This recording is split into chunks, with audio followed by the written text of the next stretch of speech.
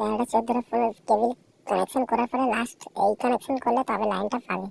ওই জন্য বলে তাড়াতাড়ি কানেকশন করো, এখন রোডে কোনো গাড়ি আসেনি, রোড ক্রসিংটা করো, ব্যাটারি 6 কানেকশন पहले करो।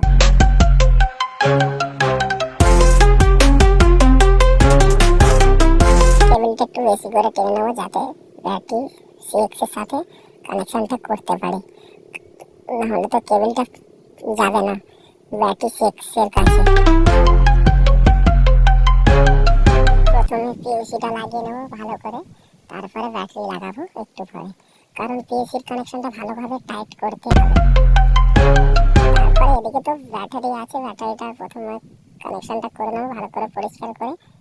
ব্যাটারির কানেকশনটা দেওয়ার পরে লাইট অন হবে।